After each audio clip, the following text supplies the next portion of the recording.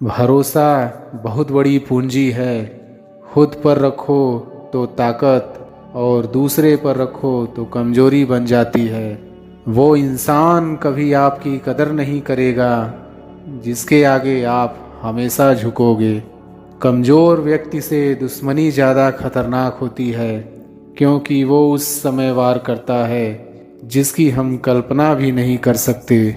जिंदगी अक्सर नए रिश्तों की आहट से पुराने रिश्ते तोड़ देती है। अपनी तारीफ खुद करें, क्योंकि बुराई करने के लिए पूरी दुनिया मौजूद है। क्रोध एक ऐसा तेजाब है जो जिस चीज़ पर डाला जाता है उससे ज़्यादा उस पात्र को नुकसान पहुंचाता है जिसमें वो रखा है। खुद की प्रगति में इतना वक्त लगा दो, किसी और की निंदा करने का वक्त ही ना बचे। क्रोधित रहना जलते हुए कोयले को किसी दूसरे व्यक्ति पर फेंकने की इच्छा से पकड़े रहने के समान है। ये सबसे पहले आपको ही जलाता है। बहुत मुश्किल नहीं है जिंदगी की सच्चाई समझना। जिस तराजू पर दूसरों को तौलते हो, कभी उस पर खुद बैठकर देखना। इंसान की चाहत है कि उड़ने को पर मिले, और परिंदे सोचते हैं कि रहने को घर मिले। जब तक आप खुद पर विश्वास नहीं करते, तब तक आप ऊपर वाले पर भी विश्वास नहीं कर सकते। जलो वहाँ जहाँ ज़रूरत हो। उजालों में चिरागों के मायने नहीं होते। किसी को हरा देना बेहद आसान है, लेकिन किसी को जीतना बेहद मुश्किल। ज़रूरत से ज़्यादा अच्छे बनोगे तो ज़रूरत से ज़्यादा इस्तेमाल किए जाओगे। संसार में शरीफ बनने से काम नहीं चलता। जितना दबो लोग उतना ही दबाते हैं। जिम्मेदारियां इंसान को वक्त से पहले बड़ा बना देती है। समय वो है जिसे हम सबसे ज़्यादा चाहते हैं, पर जिसे हम सबसे गलत तरीके से उपयोग करते हैं। त्याग के बिना कुछ भी पाना संभव नहीं, क्योंकि एक सांस लेने के लिए भी पहली सांस छोड़नी पड़ती है। गलतियां जीवन का एक हिस्सा है, पर इन्हें स्वीकार करने का साहस बहुत कम लोगों में होता है। किसी की तारीफ करने के लिए जिगर चाहिए। बुराई तो बिना हुनर के किसी की भी की जा सकती है। एक पिता ने क्या खूब कहा कि मुझे इतनी फुर्सत कहाँ कि मैं तकदीर का लिखा देखूं। बस मेरी बेटी की मुस्कुराहट देखकर समझ जाता हूँ कि मेरी तकदीर बुलंद है। काम पड़ सकता है, आधे रिश्ते तो लोग इसी वजह से निभा रहे हैं। जीवन में सपनों के लिए भी अपनों से दूर मत होना, क्योंकि अपनों के बिना जीवन में सपनों का कोई मोल नहीं। सोचो तो आप बिल्कुल अकेले हो, ठीक से सोचो तो यही सत्य है। पतझड़ में सिर्फ पत्ते गिरते हैं, नज़रों से गिरने का कोई मौसम नहीं होता। जब किसी को किसी से रिश्ता ख़त्म करना होता है, तब सबसे पहले वो अपनी जुबान की मिठास ख़त्म कर देता है। आँखों में नींद बहुत है, पर सोना नहीं है। यही समय है कुछ करने का मेरे दोस्त, इसे खोना नहीं है। जो प्राप्त है वही पर्याप्त है। इन दो शब्दों में सुख बेहिसाब है। तूफान भी आना ज़रूरी है ज़िंदगी में, तब जाकर पता चलता है कौन हाथ छुड़ाकर भागता है और कौन हाथ पकड़कर। दिल लगाने से अच्छा है पौधे लगाएं। वो घाव नहीं देंगे, कम से कम छाँव तो देंगे। जिसे खुद की गलती नज़र नहीं आती, उस इंसान से दूरी बना लेना ही बेहतर होता है। इंसान की समझ बस इतनी है, जब उसे जानवर कहा जाए तो वो नाराज़ हो जाता है, जब उसे शेर कहा जाए तो खुश हो जाता है। जो सबकी घड़ी में बज रहा है वो सबके हिस्से का समय नहीं है। कभी किसी की बुराई मत करो, बुराई तुम में भी है और जुबान दूसरों के पास भी है। ज्ञान स्वयं में एक वर्तमान है, इंसान तो केवल उसका आविष्कार करता है। कभी किसी चीज का घमंड आ जाए तो शमशान का एक चक्कर लगा आना। तुमसे बेहतरीन लोग वहाँ राख बने पड़े हैं। जब तक जीना तब तक सीखना। अनुभव ही जगत में सर्वश्रेष्ठ शिक्षक है। कष्ट और क्षति सहने के पश्चात मनुष्य अधिक विनम्र और ज्ञानी हो जाता है। झूठे व्यक्ति की ऊंची आवाज सच्चे व्यक्ति को चुप करा देती है, परंतु सच्चे व्यक्ति का मौन झूठे इंसान की जड़ें हिला देता है। जो हो चुका उसकी परवाह करना बंद करो। कुछ नया सोचो, नया करो और आगे बढ़ो। जो हो चुका अगर उसी में उलझे रहोगे तो आपका आज खराब हो जाएगा। मेरी इस बात को आप हल्के में ना लें। आप इतने समझदार हैं कि आप मेरी इस बात को अच्छे से समझ सकते हैं। अगर आप वाकई पीछे घटने वाली घटनाओं को दिन रात अपने दिल और दिमाग में दोहराते रहेंगे तो आगे कुछ नया करने का निर्णय नहीं ले पाएंगे। जानते हैं ऐसा क्यों होता है? ऐसा इसलिए होता है कि आपका दिमाग जब बुरी घटनाओं विचार से भरे होते हैं तो यह अच्छे और प्रेरक विचार पैदा नहीं कर पाते हैं और आप हर काम में असफल हो जाते हैं। इसलिए मेरी मानिए, जो हो चुका उससे भूलकर एक नई शुरुआत करें। मान लीजिए एक कमरे में किताबों को एक विशाल ढेर लगा दिया जाए और आपको एक विशेष किताब का नाम बताया जाए और उस किताब को उस कमरे में लगे विशाल ढेर में से ढूंढ कर लाने को कहा जाए तो आपको कितना समय लगेगा? मुझे लगता है आपको बहुत समय लग जाएगा। लेकिन उन्हीं किताबों को करीने से बुक सेल्फ में रख दिया जाए तो आपको उस विशेष नाम वाली किताब को ढूंढने में बहुत ही कम समय लगेगा। मेरी इस बात से आप सहमत हैं कि नहीं? मुझे लगता है आप सहमत हैं। जिस तरह से किताबों की ढेर से कमरा भरा है, ठीक उसी तरह से हमारा दिमाग विचारों के ढेर से भरा हुआ है। जब हम निराश और दुखी होते हैं तो सही विचार और सही फैसले को सामने लाने में हमारा दिमाग असफल हो जाता है और हमें उस निराशा और दुख से बाहर आने में बहुत समय लग जाता है और इस तरह समय की बर्बादी से हम हमेशा पीछे ही रह जाते हैं। अगर आप अपने विचारों के ढेर को करीने से बुक सेल्फ की तरह दिमाग में रखें तो किसी भी परेशानी में हमारा दिमाग सही विचार और फैसले सही समय पर हमारे सामने लाकर रख देगा।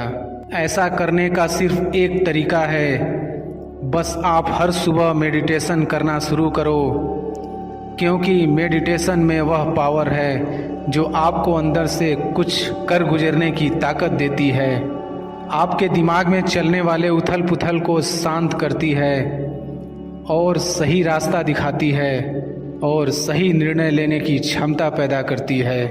आपको जागना होगा और इस भ्रम को मिटाना होगा कि तुम कमज़ोर हो, तुम कभी न मरने वाला आत्मा हो। तत्व तुम्हारा सेवक है, तुम तत्व के सेवक नहीं हो। यदि आपकी परिस्थितियों पर अच्छी पकड़ है तो जहर उगलने वाला भी आपका कुछ नहीं बिगाड़ सकता। शिक्षा क्या है? क्या यह किताबों से मिलने वाली विद्या है? नहीं। क्या यह नाना प्रकार का ज्ञान है? नहीं, यह भी नहीं। जिस संयम के द्वारा इच्छा शक्ति का प्रवाह और विकास वश में लाया जाता है और वह फलदायक होता है, वह शिक्षा कहलाती है। अगर आप अपने जीवन और सफलता की डोर किसी और की उम्मीद पर छोड़ दिए हैं तो यह जीवन की सबसे बड़ी भूल है। भगवान ने आपको अपनी बुद्धि और विवेक दिए हैं ताकि आप खुद पर भरोसा रखकर आगे बढ़ें और सफलता हासिल करें। अगर आप खुद पर और अपनी योग्यता पर विश्वास रखते हैं तो आज नहीं तो कल आपको सफलता ज़रूर मिलेगी। यदि आप अपनी सफलता की उम्मीद दूसरों से लगा रखे हैं तो आप असफल होने के लिए तैयार भी रहें। मैं यह नहीं कहता कि आप किसी चीज़ से उम्मीद न रखें, बल्कि मैं इस बात पर जोर देता हूँ कि आप किसी भी चीज़ से उतनी उम्मीद रखें जितनी टूटने पर भी आप मजबूती के साथ खड़े रहें और एक बार फिर नई शुरुआत कर सकें। आप जिस भी काम में हाथ डालते हैं आप हर बार फेल हो जाते हैं और फेल होने के डर से आप एक नया शुरू करने से कतराते रहते हैं और आपका पूरा जीवन इस डर में ही निकल जाता है कि आपने अगर कोई नया काम शुरू किया तो वह भी फेल हो जाएगा। मैं आपको विश्वास दिलाना चाहूँगा कि आप हार मानने के बजाय हर काम को सही तरह से करने का निर्णय लें और तब तक करते रहें जब तक आपकी सांसें चलती रहे। अगर आप इस तरह का निर्णय ले लेते हैं तो आप हारने के बाद भी एक विजेता कहलाते हैं। वह विजेता जो कभी हार नहीं माना, पूरा जीवन जीतने में लगा दिया। यदि आप हार के बाद इस डर से शुरुआत नहीं करते हैं कि आप एक बार फिर हार जाएंगे, तो आप यह मान लीजिए कि आप जिंदा होते हुए भी एक मरे हुए आदमी के समान हैं, जिससे एक नई शुरुआत की उम्मीद नहीं की जा सकती। यदि आप मेरी बात से सहमत हैं तो आप किसी काम में बार बार फेल होने से डरे न, बल्कि हर बार उस काम को सही तरह से करने की योजना बनाएं। फिर देखिए आपको हर काम में सफलता मिलेगी। अगर आप चाहते हैं कि आपका हृदय पवित्र हो और उसमें भगवान का वास हो, तो आपको बस यह करना है कि आप दूसरों की मदद करें, किसी की निंदा ना करें। अगर आप किसी की मदद के लिए हाथ बढ़ा सकते हैं तो ज़रूर बढ़ाएं। अगर नहीं बढ़ा सकते तो अपने हाथ जोड़िए, अपने भाइयों को आशीर्वाद दीजिए और उन्हें उनके मार्ग पर जाने दीजिए। क्या आप गलती हो जाने पर खुद को कोसते हैं? यदि हाँ, तो बहुत बड़ी गलती कर रहे हैं। इस गलती का परिणाम यह है कि आपका पूरा जीवन बर्बाद हो जाएगा। वो कैसे? तो मैं आपको बताना चाहूँगा कि गलती करना इंसानी फितरत होती है। जो कभी गलती नहीं करता वो कभी कुछ नहीं सीखता। इसलिए आप गलती होने पर खुद को कोसने के बजाय आप अपनी गलती से सीख लेकर अपने जीवन को एक नई दिशा देने का प्रयास करें। आपका जीवन नए नए अनुभव के साथ आगे बढ़ेगा और आप जीवन के हर क्षेत्र में सफल होंगे। हम इतने नासमझ हो जाते हैं कि हम ऐसी ऐसी चीज़ों पर अपना समय और ऊर्जा बर्बाद करने लगते हैं जिस पर हमारा कोई हक नहीं होता है और हमारी नियंत्रण से बाहर होता है। अब आप सोचिए, यदि इसी तरह से फिजूल चीज़ों पर अपना समय और ऊर्जा बर्बाद करेंगे तो क्या आप सफल हो पाएंगे? नहीं ना। इसलिए आज आप यह संकल्प लें कि आप उन चीज़ों पर अपना समय और ऊर्जा बर्बाद नहीं करेंगे जो आपके हक में ना हो और आपके नियंत्रण से बाहर हो। आप अपना समय और ऊर्जा उस चीज़ को करने में लगाएं जो आपको आपके लक्ष्य तक पहुंचने में मदद करे। इस धरती पर राय और बुद्धि देने वालों की कमी नहीं है। आपको कदम कदम पर सिखाने वाले मिल जाएंगे, पर मेरी इस बात को याद रखना, वे जब भी आपको कोई राय देंगे तो ऐसा नहीं कि उनकी राय सही हो, इसलिए आप उनकी सुने, पर करें वही जो आपका मन कहे, वरना बाद में आपको इसी बात का पछतावा होगा कि काश मैंने अपने मन की सुनी होती। तो ऐसा नहीं होता। मैं यह नहीं कहता कि आप किसी की न सुने। आप उन्हीं लोगों को ध्यान से सुने जो उस क्षेत्र में सफल हैं जिस क्षेत्र में आप सफल होना चाहते हैं, क्योंकि जब कोई सफल व्यक्ति आपको कुछ सुनाएगा तो उसकी बातों में वह सच्चाई और स्पष्टता होगी जिसकी आपको सफल होने के लिए जीवन में ज़रूरत पड़ेगी। यदि आप बड़बोले हैं तो आप ठहर जाइए, क्योंकि अधिक बोलने वाले लोग अपनी एनर्जी और दिमाग दोनों खराब कर लेते हैं, जिसके परिणाम स्वरूप वे अपनी एकाग्रता और किसी काम को करने की ऊर्जा दोनों खत्म कर लेते हैं और जीवन भर सिर्फ बोलकर ही खुद को साबित करने की कोशिश में लगे रहते हैं। मेरी मानिए और आज से ही बोलना कम करो। ज़्यादा बोलने से एनर्जी और दिमाग दोनों खराब होता है। इसलिए आप अपनी एनर्जी और दिमाग की ताकत को अपने लक्ष्य को हासिल करने में लगाओ, आप सफल हो जाओगे। आप किसी भी चीज़ को लेकर चिंता करना छोड़ दीजिए, क्योंकि हमारी चिंता कोई और कर रहा है। इसलिए आप चिंता छोड़ उस काम पर पूरा फोकस लगा दीजिए जिसे आप अपने जीवन को बेहतर बनाने के लिए करना चाहते हैं। अगर यह सब करते हुए आपके साथ कुछ भी बुरा हो जाता है तो भी आपको बिना रुके अपनी मंजिल तय करनी होगी, आगे बढ़ना होगा, क्योंकि हमारे साथ जो कुछ भी बुरा या अच्छा होता है यह सब कुछ पहले से तय होता है। इसलिए इस बारे में चिंता करके आप अपना समय बर्बाद करेंगे और कुछ नहीं। भलाई हमारी इसी में है कि हमें बिना परेशान हुए अपने बहुमूल्य काम को तय सीमा पर पूरा कर लेना चाहिए। भगवान हमारे बारे में सब कुछ पहले से तय करके रखे हैं, बस हमें चिंता छोड़ लगातार प्रयास करते रहना चाहिए। अंत में हमें जो मिलना है वह मिल जाएगा। इस कहानी के माध्यम से हम और बेहतर तरीके से समझ सकेंगे। दो लड़के एक आश्रम में काम करते थे। वे दोनों अपने गुरु की दिन रात सेवा करते थे। उन दोनों लड़कों में से एक लड़के की बहन की शादी तय हो गई थी। वह अपने बहन की शादी की तैयारी बहुत ही धूमधाम से करना चाहता था, पर उसके पास पैसे नहीं थे। उनकी स्थिति उनके गुरु बहुत अच्छे से जानते थे, पर वो भी उनकी मदद नहीं किए। सिवाय जब दोनों लड़के गांव जाने के लिए तैयार हुए तो गुरु ने उस लड़के को 5 अनार दिए जिसकी बहन की शादी थी। गांव जाते समय 5 अनार पाकर लड़का बहुत दुखी था। उसे तो पैसे की ज़रूरत थी, वह अनार का क्या करेगा।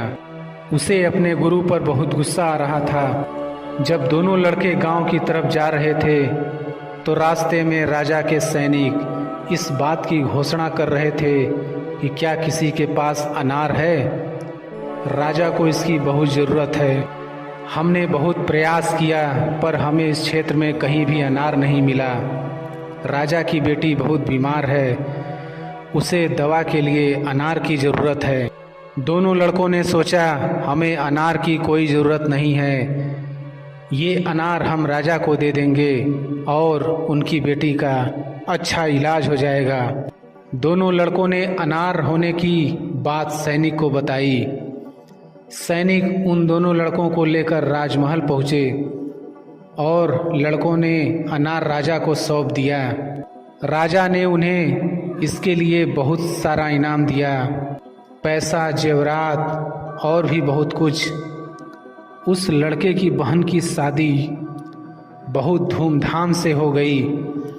अब उस लड़के को इस बात पर बहुत अफसोस हो रहा था कि वह बिना सोचे समझे अपने गुरु को कोस रहा था और उन्हें भला बुरा कह रहा था। मुझे आशा है कि आपको यह कहानी अच्छे से समझ में आ गई होगी। हमें कभी चिंता नहीं करनी चाहिए, हमारी चिंता कोई और कर रहा है। आपकी सोच जिस तरह की होगी आपकी ज़िंदगी ठीक उसी तरह से चल रही होगी। इसके लिए किसी और को दोष देने से अच्छा है कि आप अपनी सोच को दोष दीजिए और उसे बदलने के लिए कदम आगे बढ़ाइए। जब तक आप